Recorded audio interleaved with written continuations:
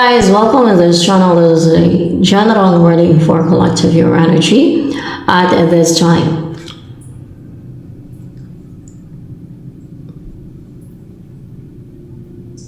When he is calling for you, listen to your heart before you tell him goodbye.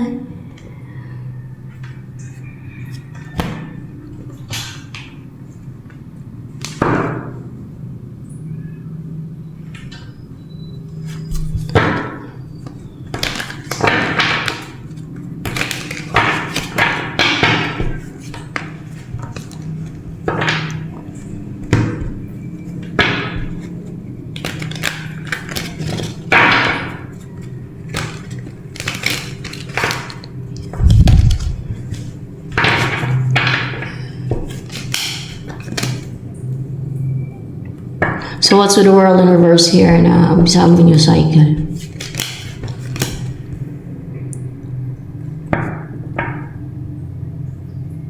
More clarification with the Knight of Cups here.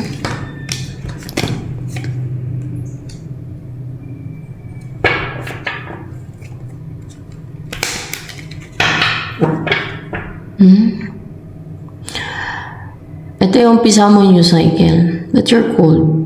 Actually, sino itong mga Seven of Cups? Maybe it's your options. The World. Ito yung nagkaroon ng new beginning sa inyo noon na may nag-end. Maybe it's your option, past persons. Actually, hindi lang ito isa. Yung mag-pursue sa'yo. Yung umpisa mo new cycle na parang kung merong nag-end na walang naghahabol sa'yo, na past person mo, na walang nagpo-pursue sa'yo, walang nag-offer ng cup of love, ngayon yung umpisa mo new cycle, ay pinupurso ka ng mga options mo. Or mga, hindi lang isang tao to eh. Kasama na yung mga tao na marami sa kanila ay or lahat sila, umarami sa kanila. Kasi madami sila eh. Yung past person mo, kasi merong nag-end sa inyo. No? Merong nag-end sa inyo nito, sa inyo ng mga to, na gusto nila ng another new cycle, new beginning with you, a new relationship with you. But now, you're cold. No? You're cold or unemotional. You're not, you don't care or you feel no care or any affection or feelings at all, no? Kasi what? Anong dahilan? Upright ba to? Yeah, it's upright. Palang pati. So, Ace of Swords and Page of Cups.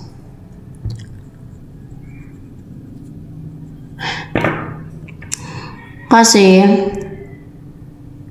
nagtagumpay ka over sa ano guys eh, nagtagumpay ka sa mga blocks, manipulation, mga hadlang, nagtagumpay ka na eh. Nagtagumpay ka na over maybe sa kanilang mga spells. Ginagawan ka na ng love spells, let's see. Hindi. Nagtagumpay ka na, may napagtagumpayan ka na, not love spell. Naging victorious ka na, nag-umpisa ka na victorious, na matagumpay, na hindi na nila napapaklouded o hindi na sila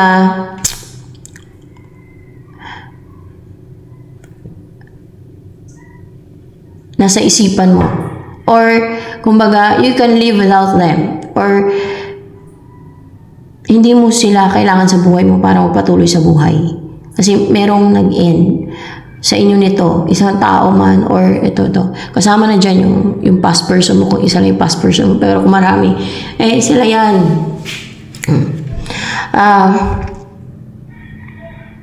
Nagtagumpay ka ng, kunwari parang agila ka na, nakakalipad ka na.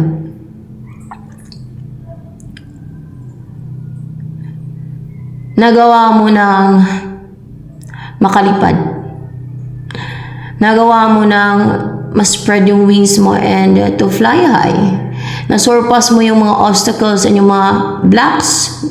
Nalagpasan mo yung mga blocks. Kunwari, dati para kang baby eagle na nagpa-practice pa lang lumipad. Na parang there are challenges sa paglipad mo na mataas. Parang nagpa-practice ka pa lang or hindi ka pa nakakalipad dati, ngayon nakakalipad ka na. You can soar up high. That's why, siguro may ginawa din to sa'yo kasi may mga nakaraan kayo nito o may nakaraan kayo sa mga person yan. May ginawa to sa'yo na parang hindi maganda. Kaya cold ka. Maaaring naging abusive or else ay and what's with the Page of Cups here?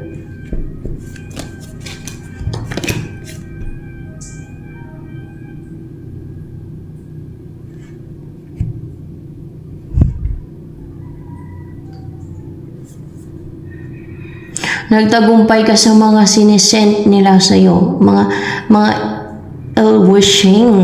Clarify ko kasi guide ko nakakalam dyan. Wishing. Hindi. Ano to? Meron silang sinesend sa'yo eh. Nagtagumpay ka over what? Ano tong Page of Cups na ito?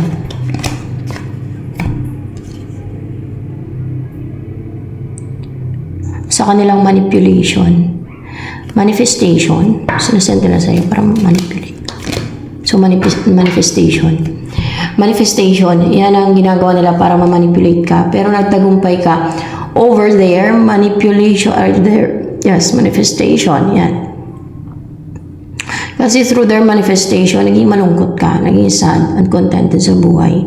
Para na-manipulate yung buhay mo, yung mind mo, lalo yung emotion mo, yung mind mo. Naging unstable ka, nung gano'n, na you want them, parang gano'n na kailangan mo sa buhay mo, gano'n ngayon eh. You can live peacefully, comfortably, na wala ito sa buhay mo. Kasi kahit na hiwalay na kayo ng mato, kung marami sila, o kung isa man to, ay sige pa rin sila ka-manifest or sige pa rin yan ka-manifest sa'yo. Kaya parang wala kang peace of mind. Naging uncomfortable ka, para bang you still want that person kasi yun minamifest niya eh. So meron siyang ginagawang deceit. Bakit niya ginagawa yun? O bakit nila ginagawa yun? Para hindi magkaroon ng collaboration, pagtutulungan, para hindi magtagumpay, gusto nila hadlangan guys. Na may gusto silang hadlangan, magkaroon ng collaboration, pag-uusap, pagtutulungan.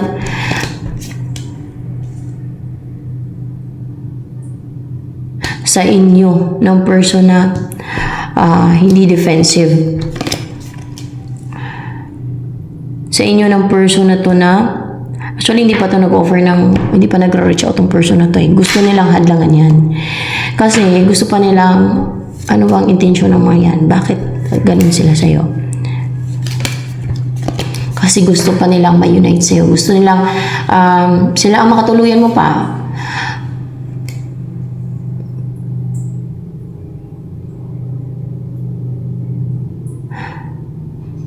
Pero mali yung ginagawa nila. Na dinadaya nila. Masama yun. Diba?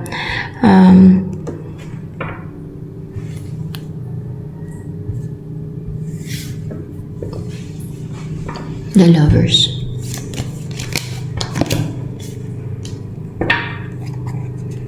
Itong mga past person mo na hiwalay kayo, ang gusto nila ma-unite pa kayo eh, na magkabalikan kayo. Kaya through manifestation, yan ang ginagawa nila, no? Pero nagtagumpay ka na. Nagtagumpay ka na over their manifestation. Nagtagumpay ka na.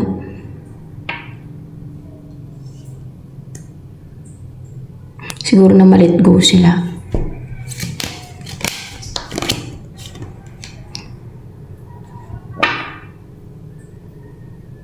Hindi ka na din nagiging defensive, hindi ka na nagiging guarded.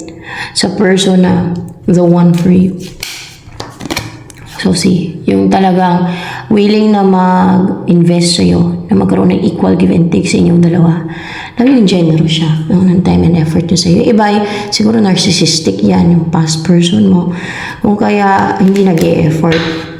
Parang, or hindi ka man lang kinokontak, or hindi man lang nag-e-effort sa'yo, or parang bang nagtitake advantage or nagtitaken for granted.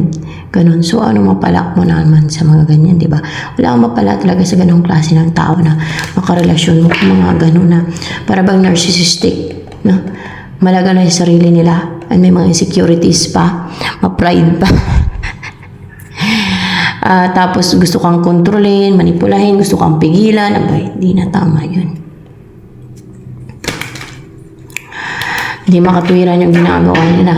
Baka dahil dyan, kung wala silang ibang kasalanan, baka yan pa ika-impyerno ng kaluluwa nila. Mali yun. Wala na eh. Sino ba nakipaghiwalay itong mga past person, no? Hindi. Ikaw ba nakipaghiwalay sa kanila?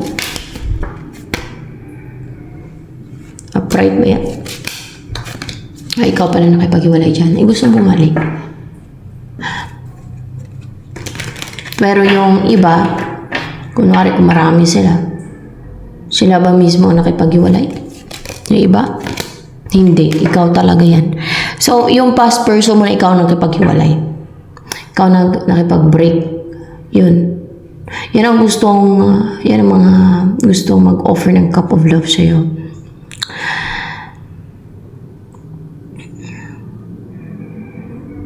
Lalo na kung madami kayo nakarelasyon. Kung madami At mayroong minsan na sila nakipaghiwalay kasi hindi sila komportable o ayaw pa nila, o diba? Hindi kayo fit si isa't isa, so okay lang yun. Sa umpisa, mahirap talaga yun. Lahat naman naka-experience na ganyan. At siguro na-realize nila na hindi kayo bagay, no? Baka naisip nila, hindi mo sila deserve. Kaya nakipag-iwalay. Pero okay lang yun. Yun ang utak nila eh. Madami pa naman makilala ka. Pero itong mga gusto mong porso sa'yo, ikaw nakipag-iwalay sa kanila o sa kanya. O isa lang sa kanya. Pero gusto ka nitong, gusto ka nilang kontrolin, pigilan. Gusto ka nilang pigilan sa yung makahanap ka ng the one. Yung mag-usap kayo ng person na tingin nilang talagang nakatakda sa'yo, nakadestin sa'yo, kung mayroon mang ganon, o kaya ay kung makahanap ka ng the one. Ano ba yung hinarangan nila? Yung may-unite kayo ng taong nakadestin sa'yo? Yung nakadestin daw sa'yo. So, yung nakatadhana sa'yo. Yun ang tingin nila kasi may nakatadhana sa'yo eh. Ano ba yung energy ng tao na yun na nakatadhana sa'yo? Ba't pakailaman ka nila? Sa buhay mo. Buhay mo yan eh. Wala na sila. Kahit ikaw pa nakipaghiwalay, wala na sila sa buhay mo. They're out already. Wala silang karapatan mangontrol sa iyong love life sa buhay mo. Sa inyo ng tao nakadestin sa iyo. To be together. The moon in reverse. Nawala na to illusion na kinreate nila sa mind ninyo ng taong kung talagang nakadestin lang sa iyo yung tao na yun. Wala na yung deceit, yung effects or yung deceit na ginawa nila. Upright na to. In reverse. Ano to itong deceit na to? Para bang misfortune. Yung hindi ka sortein sa buhay, na hindi kayo ma-unite ng tao na yan. Na nakadestin daw sa'yo. Upright ba to?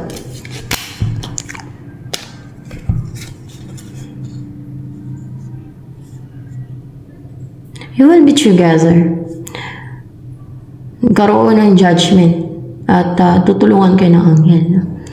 Maklaruhan din kayo kasi nawala na itong deceit, so maging clear na yung judgment nyo, yung isipan ninyo ng person mo.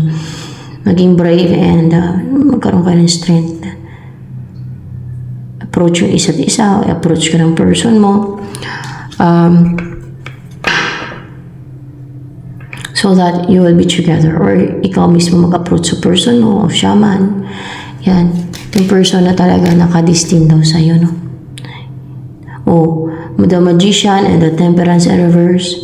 So, hindi na nila mapatingga kasi nawala na yung deceit.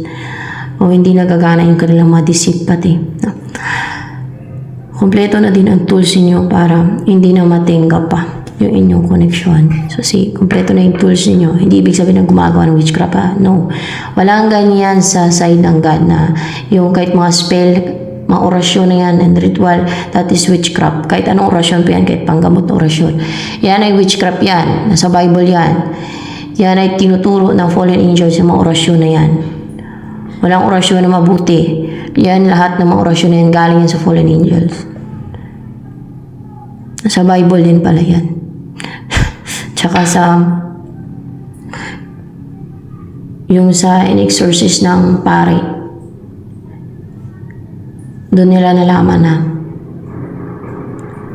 yung mga fallen angels mga nagtuturo ng mga orasyon, rituals. Tuturuan ng mga manggagamot. Yung mga manggagamot na gumagamit ng orasyon at ritual. Yung mga ganun ang kanilang ginagamit. Ang nagtuturo dyan sa kanila ay fallen angels. Yan. Inamin mismo yan ng fallen angel na nakasapi dun sa taong in-exorcist nila ng pare. Na-interview nila eh. Pwede naman kasi interviewin yan. Makuha mo ng mga information, yung mga ganun. Yun, na-reveal niya. Sila ang natuturo sa mga manggagamot ng mga orasyon. At kahit sa manggagamot, sa mga gumagawa ng orasyon, gumagamit ng orasyon at mga ritual. Sa kanila naman talaga yan, witchcraft yun eh. Kahit sa Bible, basahin sa Bible.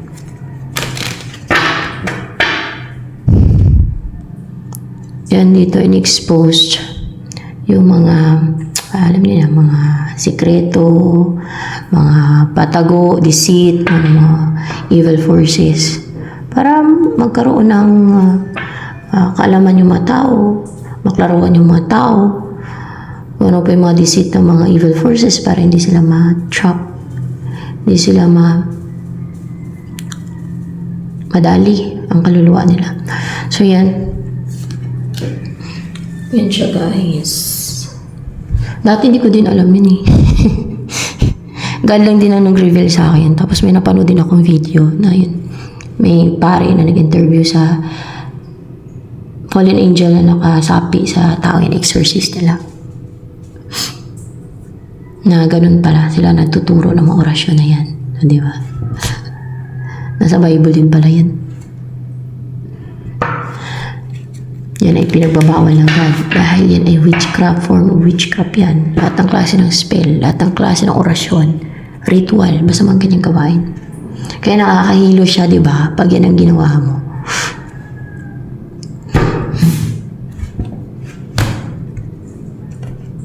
Ito ay kompleto na yung tools niyo para magsama na kayo. Wala nang makahadlang kasi kompleto na yung tools niyo eh. Wala nang makapigil, wala nang magsasucceed ng mga deceit or scheme, ng mga scheming or deceitful. Wala na eh. Out na sila sa buhay mo. Huwag na silang umipal. Tsaka, kung sakali man, magkabalikan kayo. Why not? Hindi naman nila kailangan na gumawa ng mga scheme and deceit. Pinapahamak lang nila yung kaluluwa nila. Afterlife. So, angel of strength. Suportado kayo ni angel of strength. Kaya yung dalawa ng person na nakadestin sa'yo.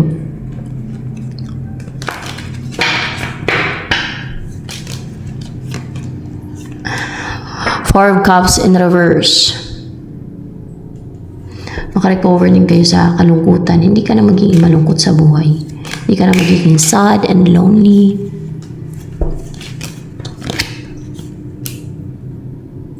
Upright ba itong King of Wands? Palang pa yan eh. So, yes. So, magte-take ng action itong nag-hold back na nag-message sa'yo. Ano action yung gagawin niya? Maging goal-driven yan siya, maging brave. Kung mayroong pumipigil sa kanya, gustong agawin ka sa kanya, lalaban siya. Kunwari, nag-agawan sila sa'yo, no? Hindi ka niya bibitawan, hindi ka niya i-give up. Paglaban ka niya. No? Kasi gusto ka niya mapangasawa hanggang sa mapangasawa ka niya. At madala ka niya. Gusto ka niyang dalhin sa malayo.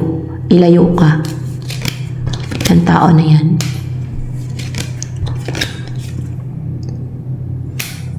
Merong ma-left out in the cold dito. Feeling ma-abandon si Empress in reverse. Baka third party ito. Fake Empress. What? Feeling ma-abandon siya. Bakit ang relasyon ba yan ng King of Wands? Nakarelasyon dahil ni King of Wands si Fake Empress. What to? Kasi nakarelasyon niya.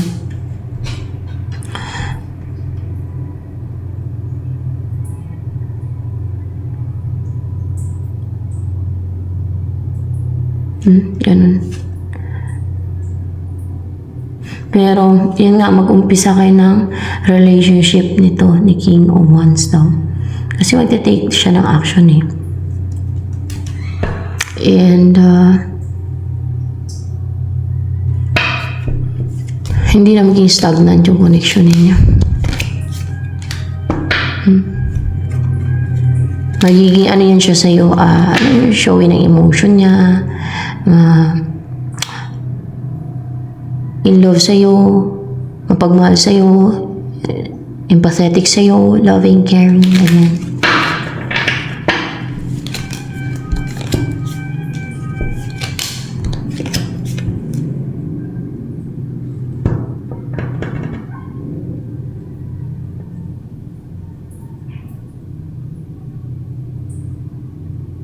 So, nakapag-isip-isip to, nag-introspect kasi itong person na to, si King of Wands, na hindi niya napipigilan yung sarili niya, hindi niya na-restrict yung sarili niya. Kaya siya magte-take ng action. Para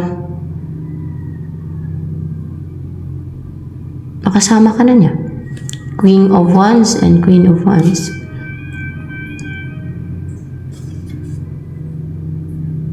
Para yung mga nagtutulungan na ito, siguro mga third party yan, mga third party, hindi nagtatagumpay. Mga third party. Di ba, end up na sasaktan, nag-aantay.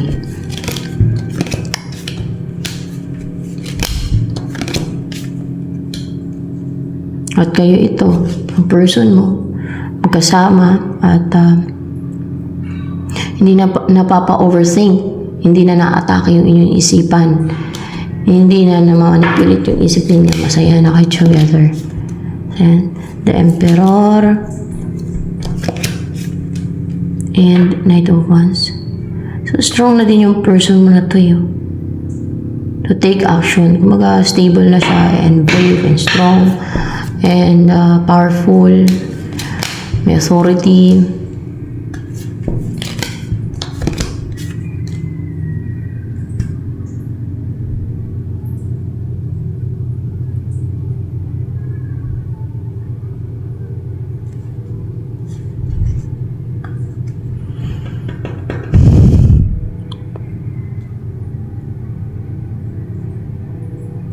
Merong person dito, maring iba din to. Magkaiba ba to si Emperor kay King of Wands? Kasi magkaiba yung ano eh. Magkaiba pala yan. Kasi madami yan sila guys eh. Merong Emperor din dito na magte-take ng action. Meron din King of Pentacles na makarecover.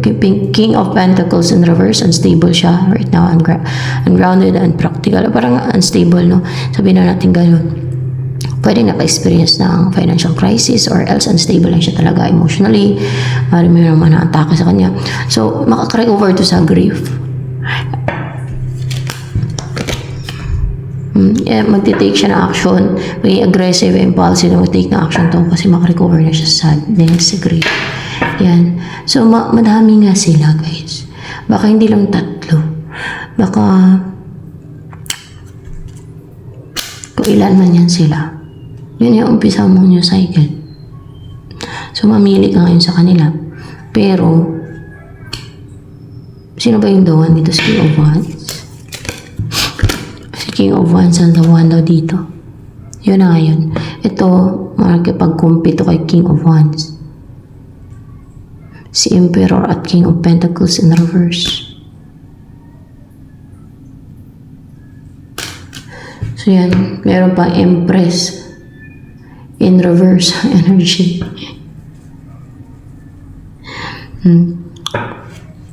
So yan guys, ito na lamang for collective reading.